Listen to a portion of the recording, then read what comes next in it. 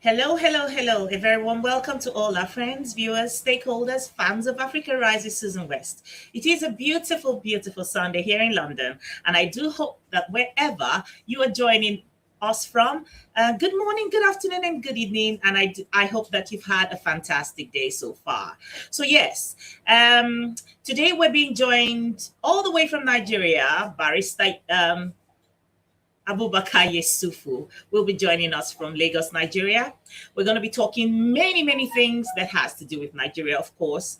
And just a couple of days ago, there was a building collapse in Lagos, Nigeria, a 21-story building that collapsed and trapped even the developer, and has been confirmed to have died with a whole host of others. This is what we're going to be looking at today on Africa Rise, with many more. So as you join this broadcast, do the needful, which is share, share, share, invite your friends and community. And remember to send in your questions and comments as you may have them. If you haven't liked, followed, or subscribed to all our channels, please do so. It's Africa Rise TV on Facebook, Africa Rise TV on YouTube, and Africa_Rise.tv on Instagram. So without taking too much of your time, I will quickly introduce our conversation of today with a clip of a pastor who was kind of, just talking about how well he's done by directing this developer to his next successful business venture. Built 12 apartments in London. Built 12 apartments in London. If you know London, if you know a park called Hackney, there's a part of Hackney called London Fields. He built 12 apartments there, sold 8, he sold 8, kept 4. Then he came to me again, Pastor Matthew, lay hands on me. Where should I go again? After I laid hands the first time I built that, he said, where should I go again? I want to go to South Africa. Please pray for me. I prayed for him. Ladies and gentlemen, he went to South Africa, built 125 houses in the highbrow area of Pretoria. What's the name? Centurion. Centurion is next door to Johannesburg. 125 houses. Highbrow area. Broke through. Exponential. Then he calls me, said, where are you, sir? I want to come to you. I said, I'm in Ghana preaching. He jumps on the plane and flies to Ghana from South Africa. He comes. He said, where should I go again? I said, look, I'm not your financial advisor. Go and meet your financial advisor. He said, you are doing better than them. Oh. So I lay hands on him, prayed for him. I said, go to Nigeria, your country. We call him Femi, first call. Femi comes to Lagos. He builds, boom, he buys a land in Iko. He builds 40 apartments and sold each one for like $1 million. Each one. As I'm talking to you right now, in fact, this morning, Femi sends me a video. He's building, I think, 3 towers together on Alexander. If you know Ikoyi, 3 towers together on Alexander. One is 14 floors, one is 16 floors, one is 21 floors. This guy used to sell shirt and tie in Abuja. I just told you he supplied. He didn't even have the shirt and tie. He went to others to get for me during that crisis journey. Now he has 3 towers. I'm even wondering who should be laying hands on who now, whether I mean to lay. 3 towers, man, you know what I'm saying? 3 towers. He sent me a video. Yes, just a little bit of a background to a lot of people who don't know what's going on. If you're joining us, if you're not Nigerian and you're probably not aware of what's going on, is that a couple of days ago, a 21-story building still, under construction collapsed and took so many lives, including the life of the developer of that property. And so today we will be talking all that and more. Welcome, Rahina Bello. Greetings. Yes.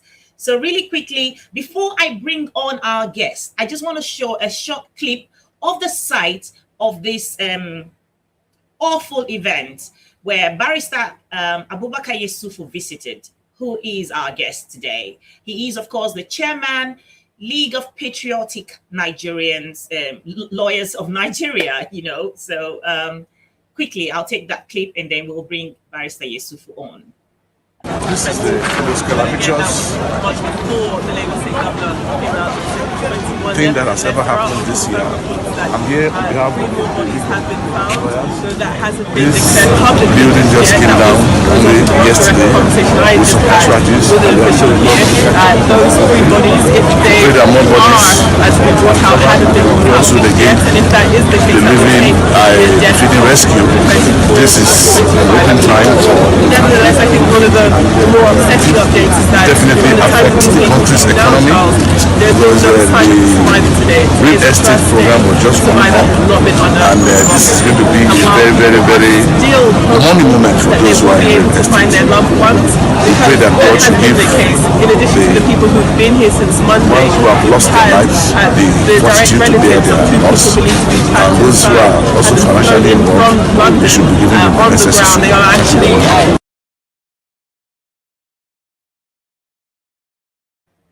Welcome back. Yes, Lloyd's Fury. Yes, you caught up with me today. Greetings to you. Welcome. Our topic of discussion today is not a very happy one. However, we will carry on. So really quickly, let's bring on screen Barrister Yesufu.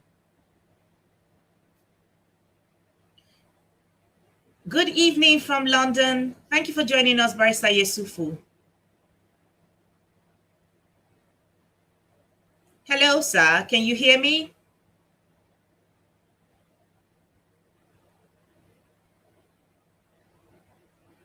Welcome to Africa Rise. If you can hear me, your microphone is muted.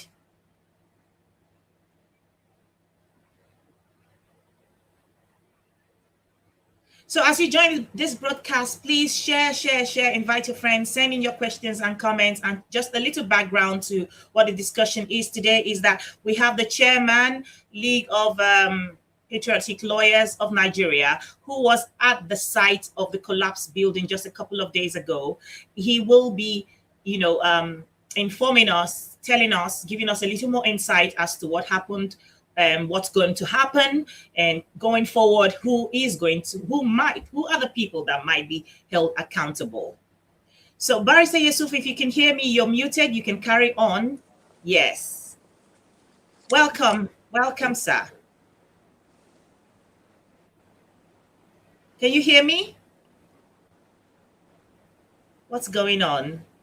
He could hear me just a moment ago. Can you hear me, sir? Okay, I'm just going to take him off stream for a moment so he can sort out the sound issue. Yes, just really quickly, I could hear him loud and clear just before we went live, so that he can sort himself out. I'll give him a moment to sort out whatever the issue is right now. So so Barrister Yesufu will be updating us as to what happened, who is culpable, who should be held accountable, who are the real owners of that property, because there is a lot of scandalous stories going all around social media. We've heard a lot of, we've heard about the stories of the owner, the so-called owner of the building, not being the actual owner of that building, and that some very influential, powerful Nigerian politician is the owner of the building, and that this particular developer, who is known to be the owner, is actually fronting for this politician. And this is something that is quite common in Nigeria. I'm not sure about the rest of Africa, but where very influential people use other people to face other businesses for them, because of course they cannot explain how they've made the monies that they've used to invest in those businesses. So they use people, very little known people, to front businesses for them. I'm not saying this is the truth in this particular situation, but it is a possibility. So we'll quickly try to see if Barrister Yesufu is able to communicate with us now. Can you hear me, sir? Can you hear me? No. Yes, I can hear Hello? you. Yeah, I can hear you now. Hello? I can hear you. Why can't he hear me? Is it from this side? From my side? My volume is fine. My volume is fine. I can hear you now. Can you speak?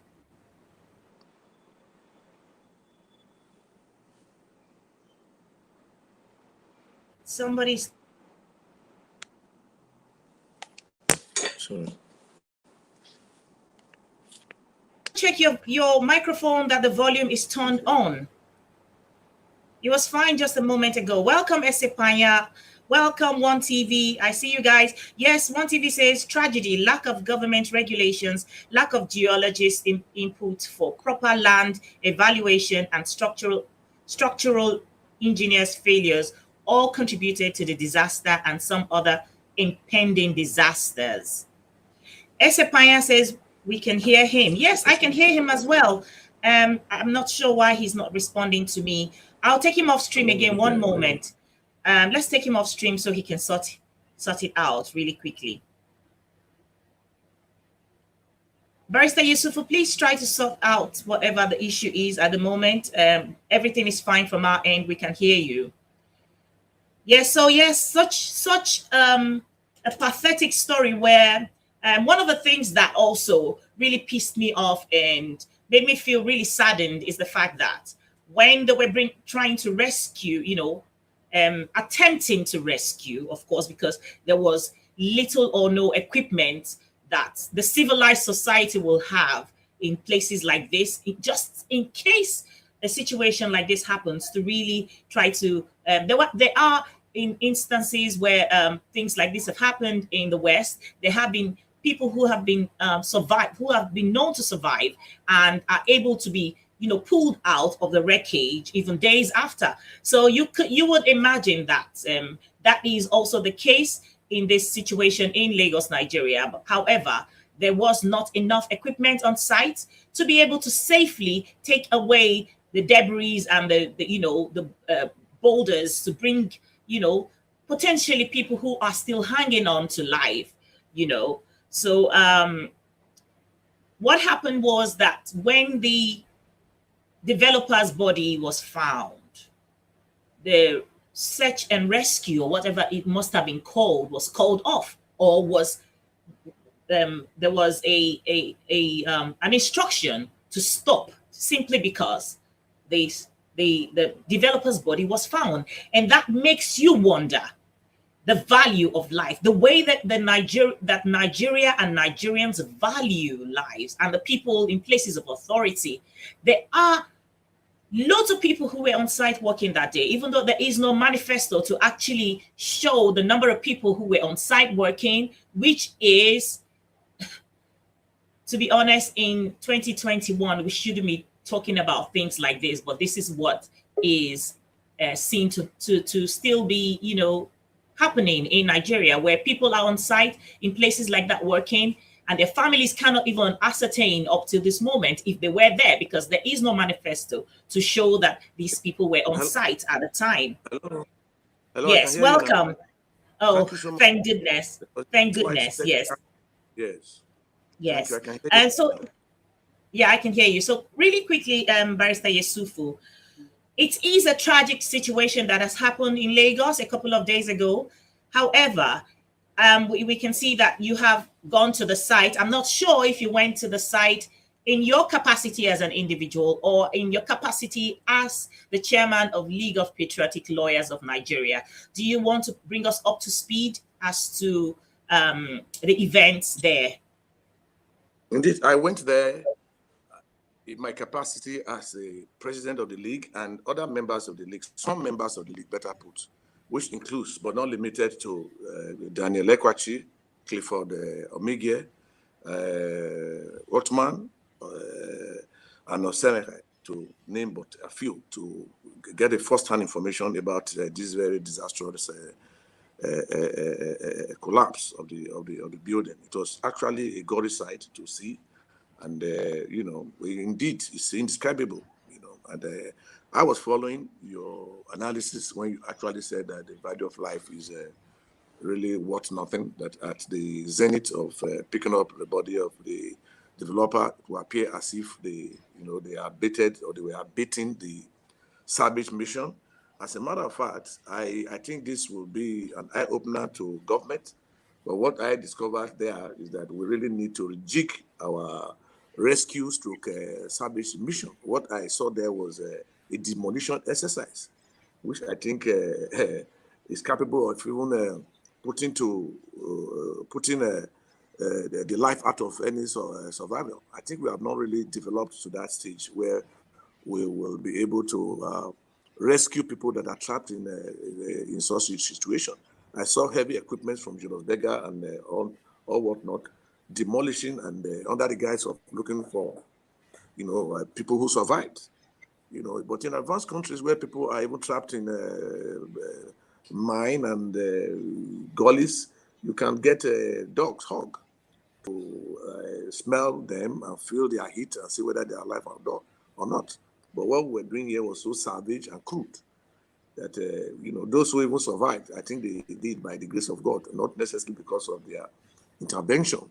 The method they employed was unorthodox, it was crude, coupled with the fact that the security, agents, they were not even friendly with onlookers and even those who tried to visit the scene and broadcast what was on ground.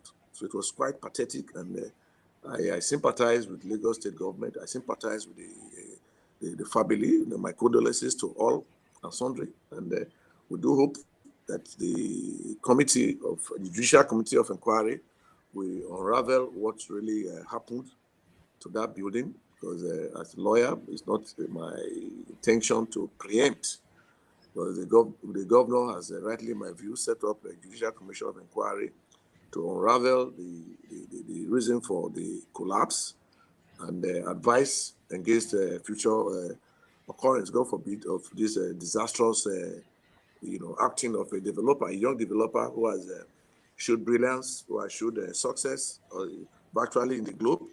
I was told, and I very believe, he started from the UK, where he was highly successful. He went to South Africa.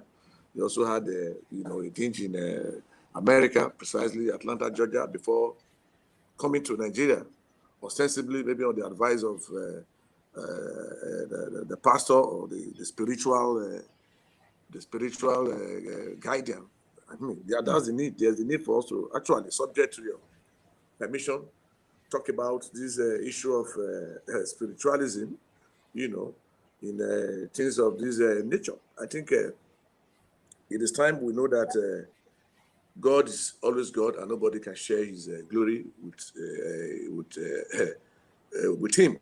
That's why the Muslims say, "Wolemi yalidi, wolemi yalad." If you watch some of those spiritual guesses and spiritual direction, you discover that the church, and maybe to an extent the mosque too, I would not want to be seen to be partial, contributed to Osiboji coming to Nigeria if he's to be believed, or if his pastor or some of those pastors are to be believed. But I think it was a very sad end to a young and hardworking man. And I do hope the committee will complete their assignments within the specified period so that we can bring to a closure this disastrous end, because there are a lot of postulations, a lot of conspiracy theories out there. It's not in my, Yeah. since they are still working on it. There is a lot of postulations, a lot of conspiracy theory, according to what you've said, but there's always no smoke without fire. So yes, no, we don't have proof yet. But in your experience or in your professional life, who should be culpable in this situation? Well, ostensibly, if you look at it, the approving authorities, I think so, because I watched a video clip where Femi Oshibono was, of blessed memory now, was actually arrested at the scene because there was no compliance with extant rules. I wonder how he was allowed to go back there to continue. But like I said, I'm a humanist. I don't believe in blaming the man that has paid the supreme price. He's dead. So, let us still be patient a bit and wait for the outcome of the Judicial Committee of Inquiry. I don't think Femi Oshibono would have deliberately put together an edifice that would end his life. He virtually died in that, whatever. But let us hear what the committee or the Commission of Inquiry will come up with. They are tested. I saw the characters. They are tested and trusted, and I know they would give us, the reason behind this very disastrous outing. And again, like Okay. I mentioned in that video clip, it's going to put a hole in our, real estate market in a recessed economy of this nature that was just picking up. People are going to be scared to touch these skyscrapers, even with a long pole, because of the integrity of the building itself. So, and don't forget that not everybody there has fully paid. Some borrow money from the banks to buy those properties, and I wonder how those people will feel. So we'll come to that. But one of the interesting things, of course, when you were talking, I also saw the video of him walking at the site where some kind of government agencies with policemen came to harass him and his workers and took him away. Like you mentioned, you don't know why he was let go. There is also circulating a document online that shows that the some of his business partners had pulled out because there was finger pointing to that they were cutting corners, so to speak, and so they wanted their names taken off from that job. What's going on? My guest has performed the disappearing act. Okay, technology. He's going to come back. So yes, as we keep this conversation going, I will take a few reads as we try to find out what exactly is going on. One TV. Yes, this is something that I want to read to him. But he says, "Sir, I don't think it's an eye-opener. 2014 synagogue collapse with about 80 South Africans, 40 Nigerians, etc. What was done? Nothing. Even the 2 deregulated construction engineers are still handling." Oh, wow. Oh, wow. Just bear with me a moment. I'm going to quickly take, let me take a commercial to see what's going on with my guest, because I'm not sure why he's just disappeared from screen. Bear with me a moment. Send in your thoughts, your questions, and your comments as we try to get our guest back on.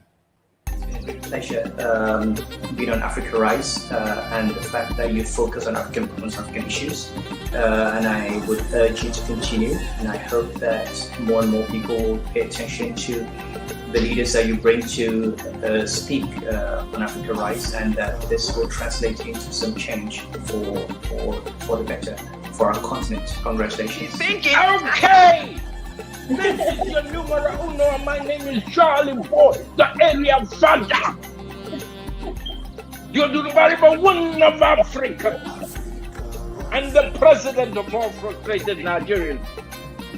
Keep it real with Susan West. Yes, these are the channel where they like to watch when I won't get sent.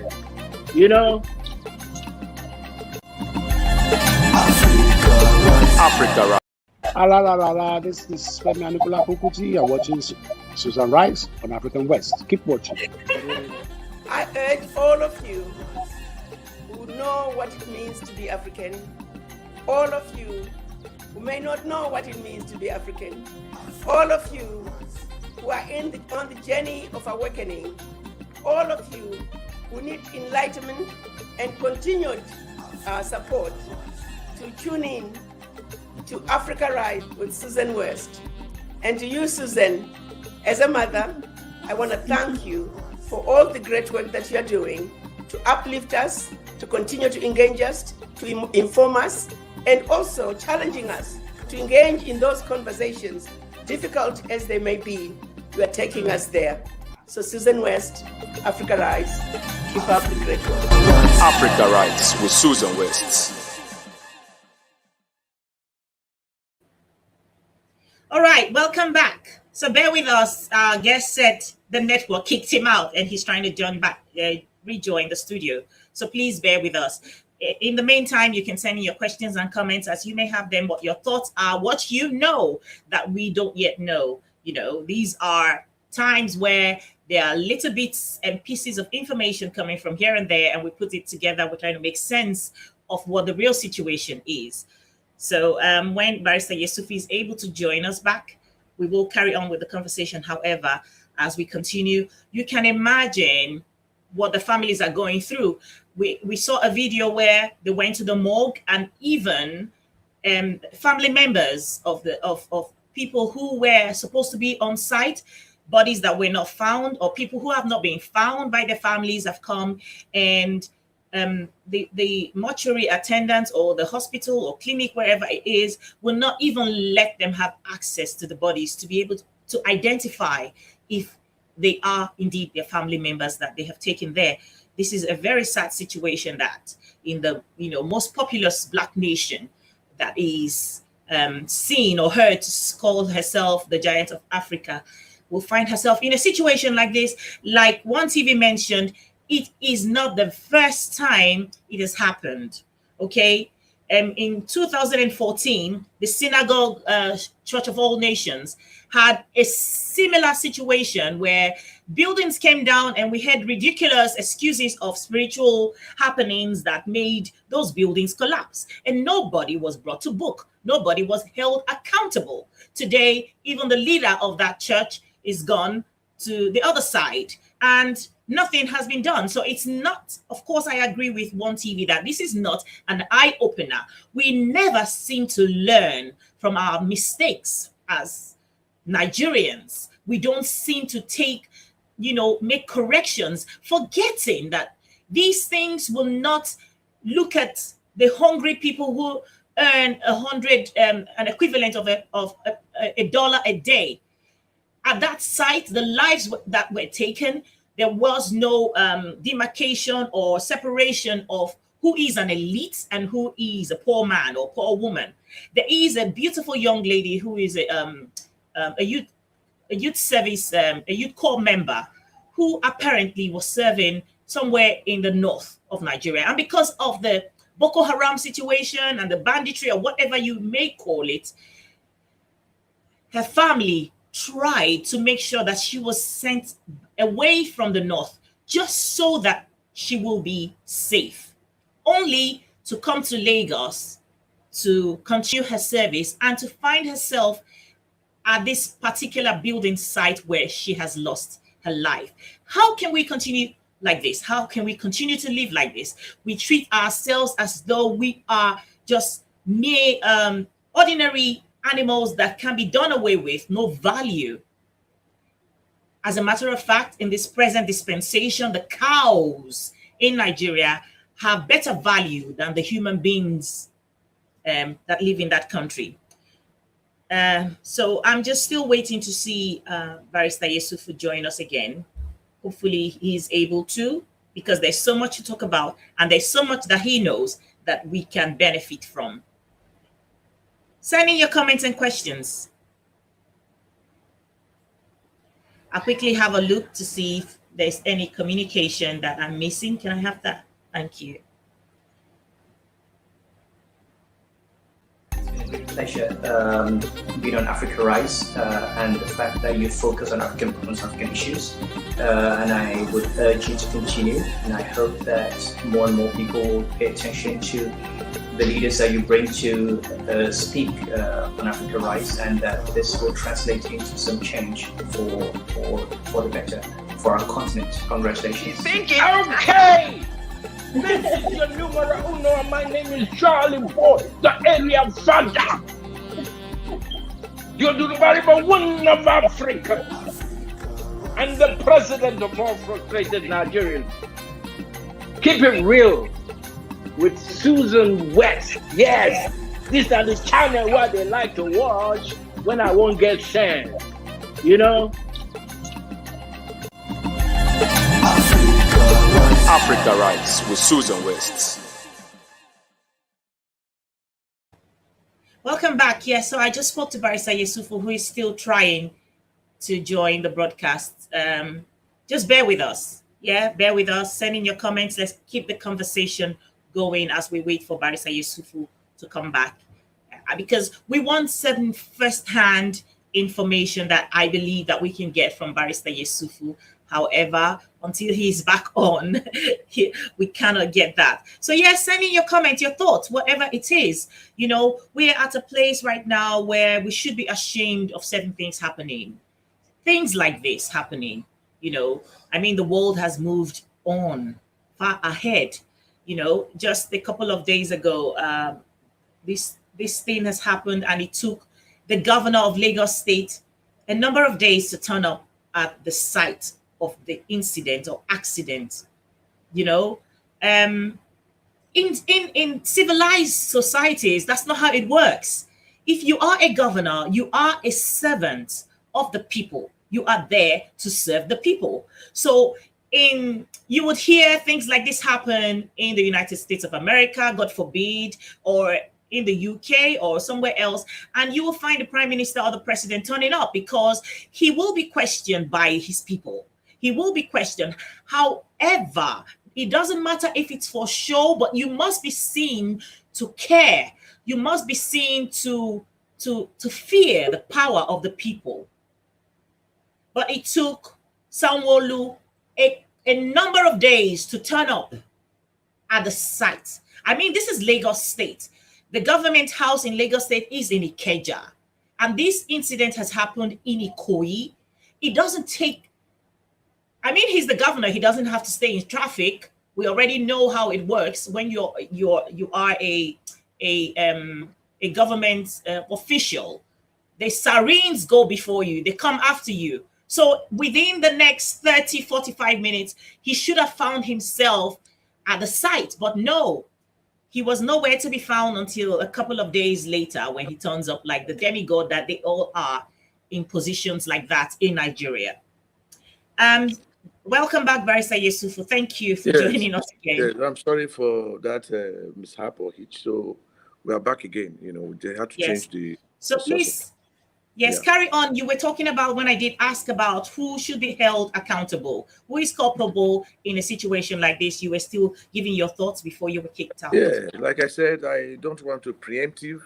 I don't want to be too preemptive. As a lawyer, I would like to wait for the outcome of their findings. The Judicial Commission of Inquiry set up by the governor Sanwo-Olu, and when that is done, perhaps we'll be able to make a valid judgment. But as it stands, I think everybody, we're talking about conspiracy theory and all that, you know, so we are not supposed, I'm not just about, I'm a senior lawyer. I don't want to be involved in a conspiracy theory that I cannot really prove. And like I said, I still maintain it. It's disastrous. And on the face of it, you will discover that prima facie, the control unit or the approved the plan section, you know, at the local level, first of all stopped that job, but he went to Alausa, you know, he was able to ratify it. Maybe, just maybe, he was able to do the needful. That was why they gave him the permit. But as regards the number of story buildings that he was approved, I don't know that, you know, so like I said, I don't want to be culpable for anything.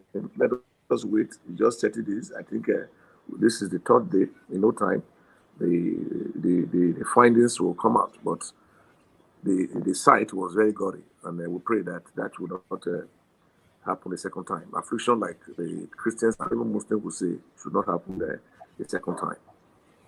Unfortunately, even as a Christian, I'm not going to say that an affliction will not arise a second time in the case of Nigeria. Why? Because even right now, I can take a short read from YouTube. One TV says, sir, I don't think it's an eye-opener, referring to your opening statement when you said this will serve as an eye-opener for Nigerians and the government. He said, I don't think this is an eye-opener. 2014, synagogue collapsed with about 80 South Africans, 40 Nigerians, etc. What was done? Nothing. Even the two deregulated construction engineers are still handling it. Then he goes on to say, in 2016, a complete church auditorium collapsed upon more than 200 worshippers, but government announced only 20 dead victims. It's been happening and won't stop if the government doesn't wake up to checkmate. Well, like I would say, you know, the only concern, the only apprehension we have at the leagues level is that, you know, the Lagos State government, so to say, is supposed to be a party to this seemingly complicit or careless approval. And they also set up a committee of inquiry to look at same, to appear as if, you know, like it's tantamount to being a judge in your own court. But like I said, there are men of integrity in that committee. I know them very well, and I do hope they will do a very fair job. And one would have expected the House of Assembly maybe to set up such a committee that actually build with the such investigative power, but it was set up by the governor. But be that as it may, let's hope that it will turn out a very good report that will act as a guide in future against the, God forbid, disaster. Well, wanting to avoid any more disasters like this coming up, what do you think about the integrity of the existing 2 towers? Because of course, with the vibration that has occurred during the collapse of this building, it would have compromised the integrity of the structure of the 2 other buildings standing next to it, and even the other buildings in the surrounding area. So what is going to be done about what do you think would happen with the regulatory bodies and the government, the Lagos State government? Do you think that they will allow the other 2 buildings to stand, or they will have to have a controlled demolition on them?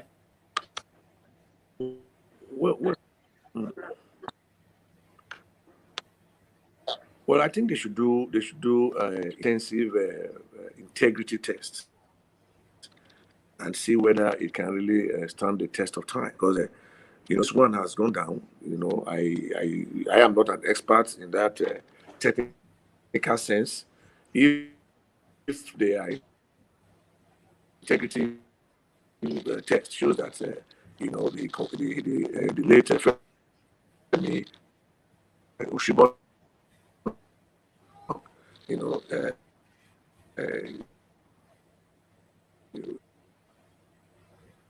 was acting within the confines of the building, of people bought into that and spent a lot of money, rather than allow it go into smithereens.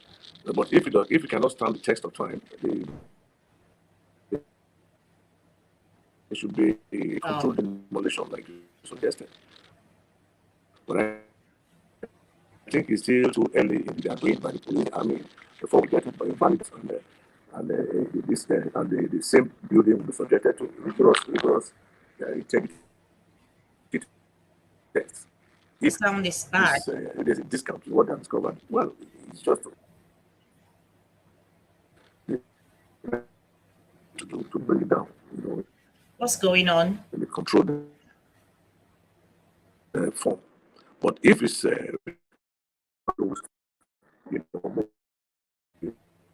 weather and to sound people. Sorry about that, guys. I think there's a very terrible network from Lagos, because I can't see Barrister Yesufu and he's sounding a bit robotic. Barrister Yesufu, we can't see you anymore. Okay, we can see you now.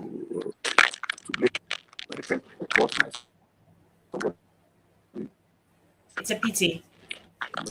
And so really quickly, let's move on to we cannot afford to see the respect thrown away. But if the standing buildings cannot stand the integrity test, it should really invested in that project that is still standing. Right. So really quickly, money go into smithereens. So let us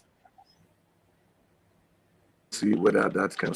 But I can bet you that the Nigerians, since they have seen what happened to that first building, I don't think any other investor will invest in a sector. But those who have invested. So I want to ask you this in your capacity as. I want to ask you my next question in your capacity as. I can hear you. In your capacity as the chairman of League of Patriotic Lawyers, what is going to happen to the ordinary people who lost their lives or who are maimed on that site?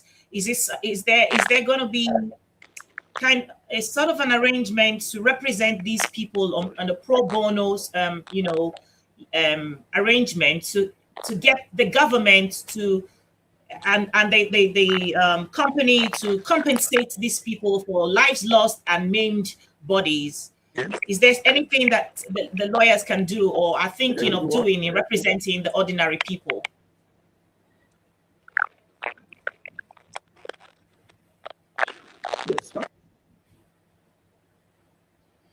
Oh, wow. Yes, that is being into the trying to get. Yes, we have to try to get across to the members of the company because we'll be able to get some of the talks and let us know those who actually funds and see whether we can get their mandate to pursue rights and obligations. I want also the government to come to invest in that gigantic project dive, and it has been a forgotten things. And just a couple of days ago, of course, in today's papers on the Guardian or the Tribune? Let me see. What was that newspaper I found you online? The Vanguard has a story carrying you and former Vice President of Nigeria, Atiku Abubakar, and the former PDP chairperson in Edo State, and so many other big names in the politics in Nigeria. I'm not sure what was going on, if you're hanging out at a party or what is going on. Can you share with us what was happening at that event, and if that is a pointer to anything to do with 2023 elections? Oh, yes. We actually went to celebrate who turned 60 as a very good friend. We mobilized from Lagos, and it was indeed a rainbow coalition. Virtually all the parties properly so-called, they were there. From Atiku, Wiki to even some out of you, they were up there to support Dan Osi Obi.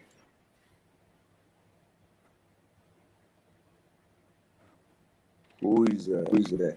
Don't forget that Aneni died some years ago, and that space is still there.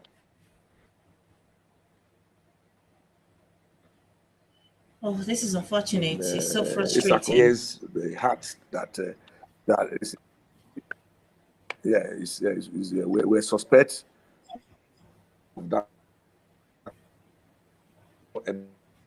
emerging from family who step or because across, higher school at Edo Central Secondary School, Edo University, Edo South. Oh. I feel like just ending this broadcast because I can't hear anything. Because across, and it does not really, it's not a.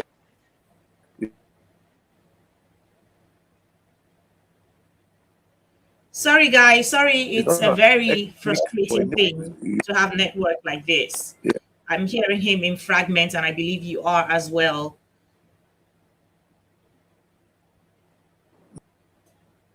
Yes. It was absolutely fantastic. Can you hear me now? Yes. Can you hear me? Yes. Hello? Yes, I can hear you. Hello? Can you hear me? Yes, I can. Yes. Okay, it looks like.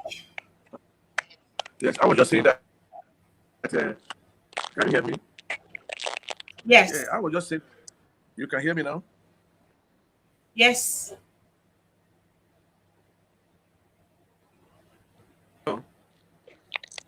Yes, I was just saying that Obi is increasingly becoming apparent to his father was also a big politician in my state. Used to be the best to the medical circle in the state. The health center the father built at Owona, that village. Welcome, Johnny Boy. Greetings to you. Unfortunately, our guest is. I think Obi is The network is really terrible from Lagos today, and that's really sad because I looked forward to the broadcast today so much.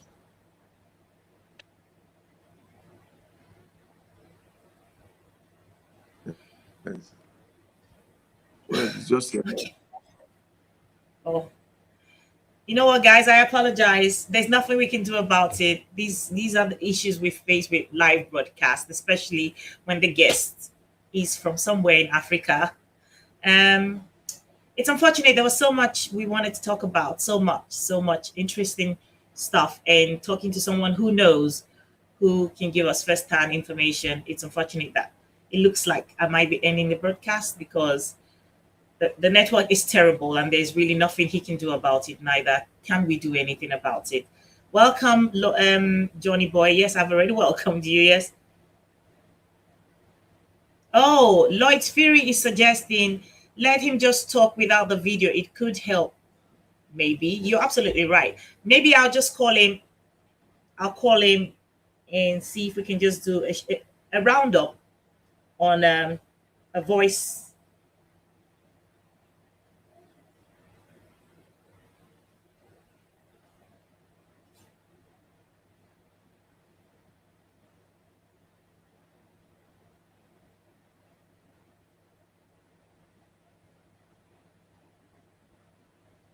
We just round up the last bit of our conversation. We can just do a voice over.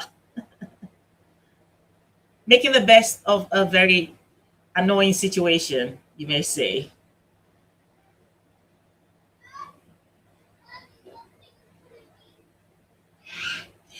Okay, sir. So I'm going to put you on speakerphone so you can give your final thoughts. It's terrible. 90% of what you said, the last bit, we didn't hear you.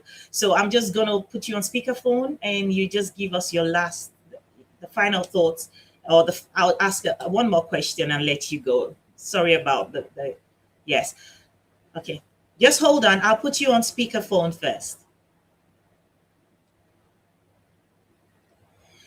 Yes, this was a suggestion by Lloyd's Fury, and I think it was a brilliant one. It is a brilliant one. So really quickly, the elections in Anambra State.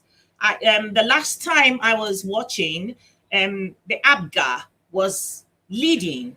So is there any more information you can share with us and what that points to, or what that portends for the rest of the other states that are not APC? Well, we are watching it closely here, and we are very excited. Part of the reason why I'm in the office, the Afghan's candidate, the former CPN governor, is cruising to victory. Mm-hmm. So it's an indication that idea can actually triumph over incumbency. Ideology can triumph over the deep pockets. And I think this is the beginning of great change to come.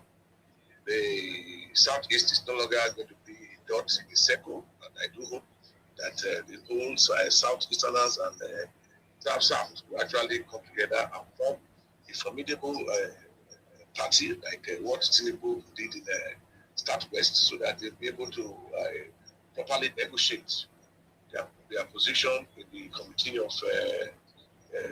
of states or emerging nations, so to say. So I think from what we have said so far, because we have a representative right now in Anambra, is upbeat and of opinion that Soludo is going to clinch it, and if he eventually does that, it's going to be a celebration galore. That's the game will win.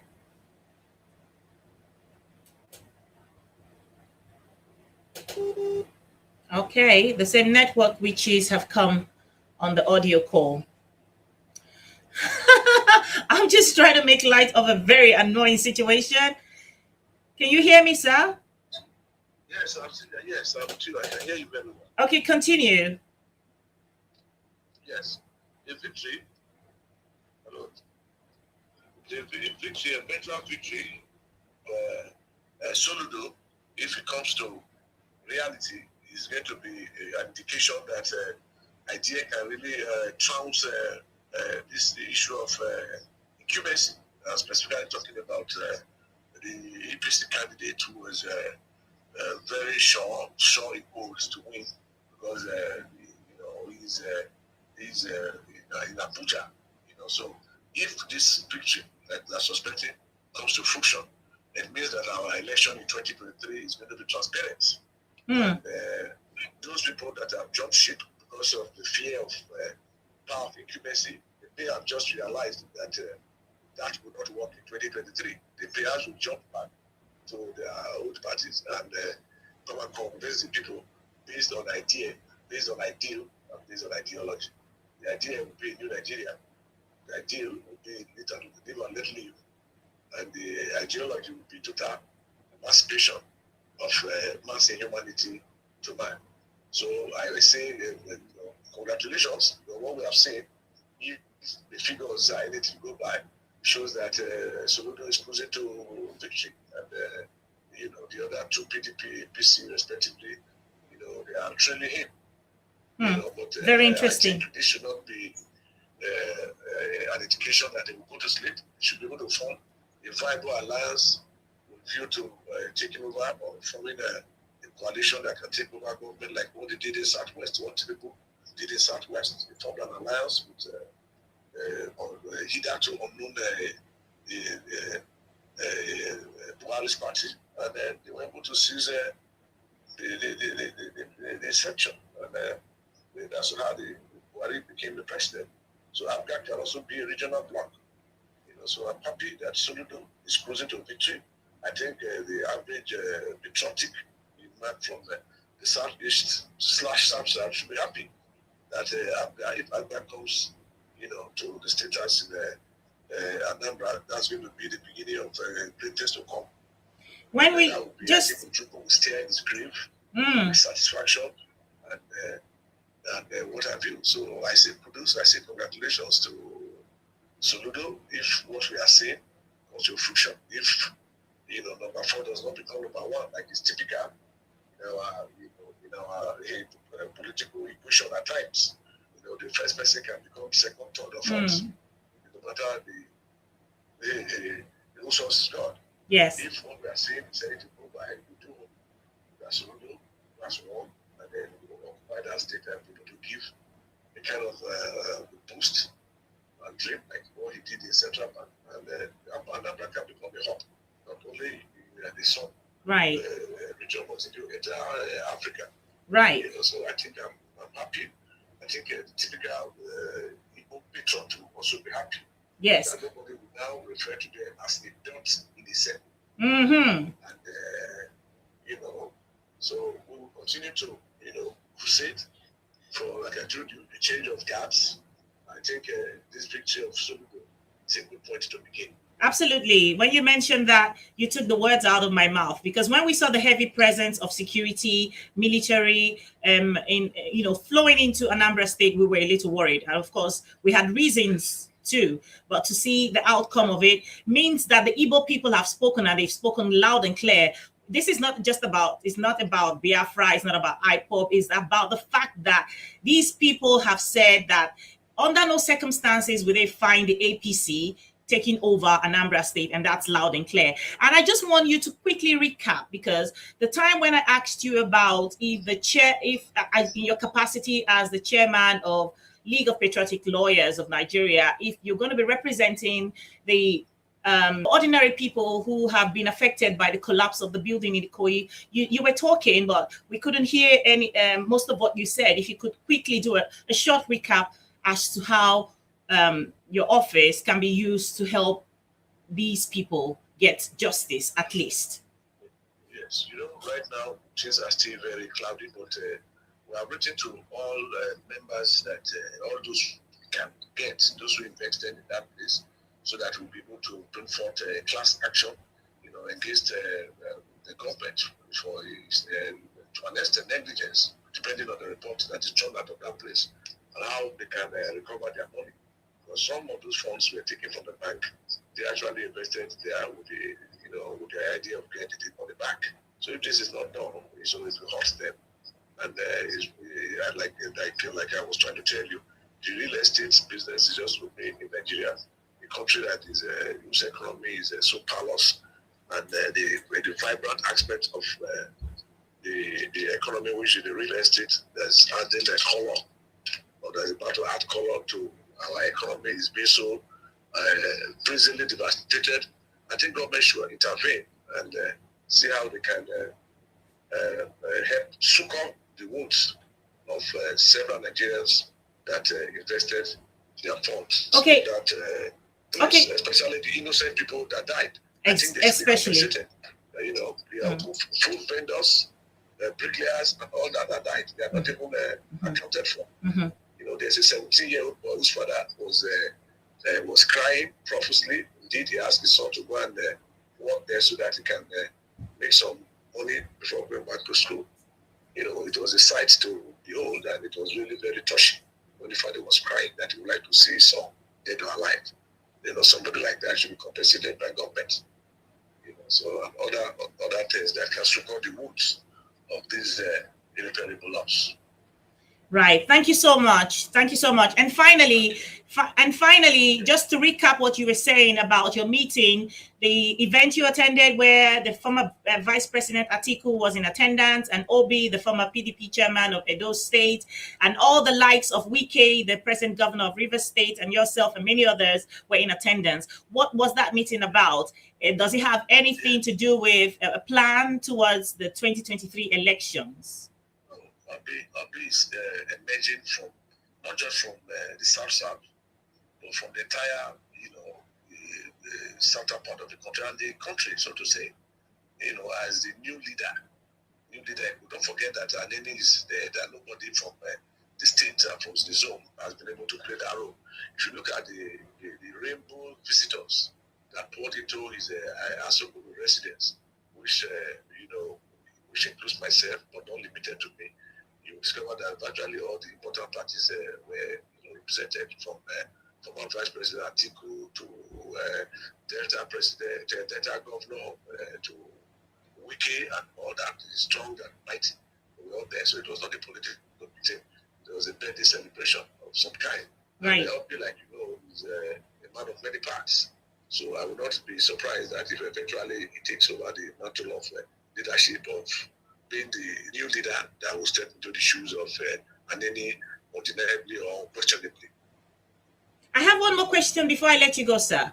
I want to ask, though, do you think the politicians are in oblivion, or they are just nonchalant to the attitude that they display in preparing for 2023 elections without talking about a referendum or restructuring of some sort, to at least appease the young people's yearnings and cry, especially for the lives that were lost at the toll gates in Lekki, because it looks like they are not acknowledging the reality of the fact that there are a lot of aggrieved people who are not happy with elections going forward unless a restructuring happens or some kind of referendum happens.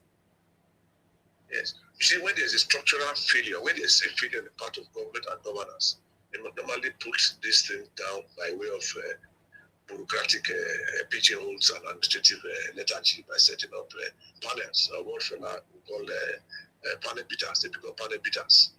So the victory today in Anambra State, I think it will ginger the youth that not only will your votes count, it will also be very loud and well represented, that no government in power can steal your votes. So come out and ensure that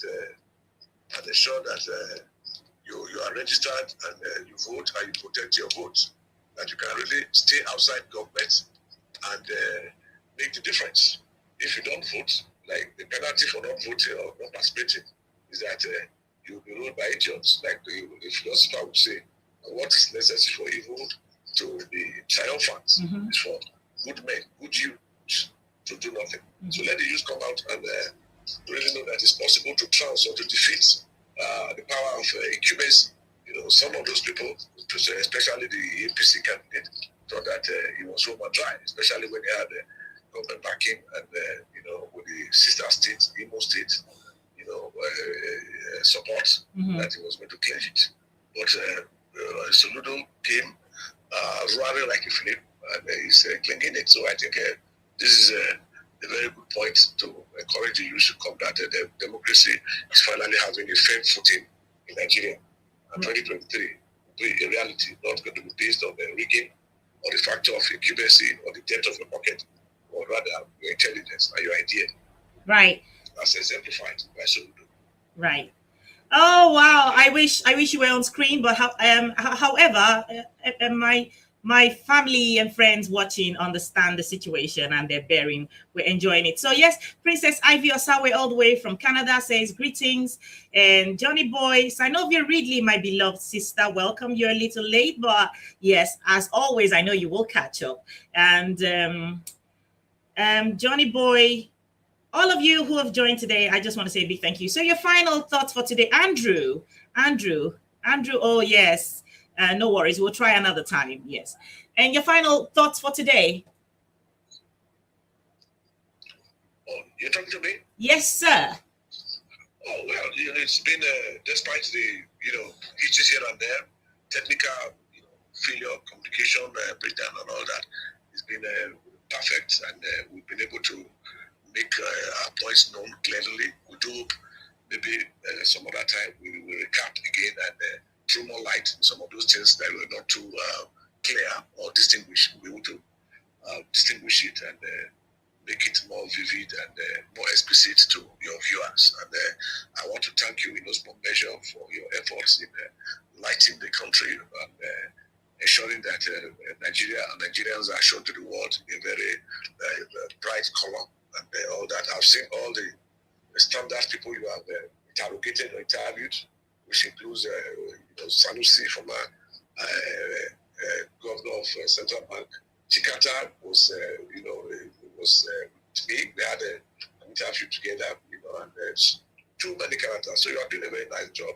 And may God bless you, may God protect you, so that you continue to, do this job and enlighten the people, and we'll be able to move from victory to victory.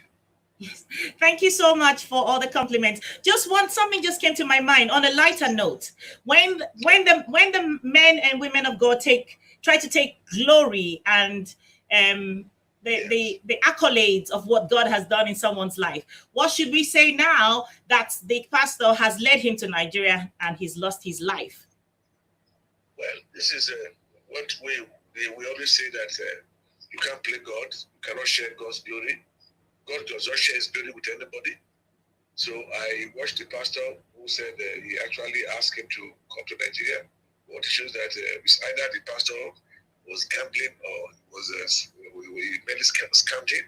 So rather than resort to spiritualism, we should rather face our job and do it with gusto and ensure that integrity is when it comes to the materials we are going to use in the coupling of putting your house together is a paramount thing, not the number of anointing oil you buy from the pastor.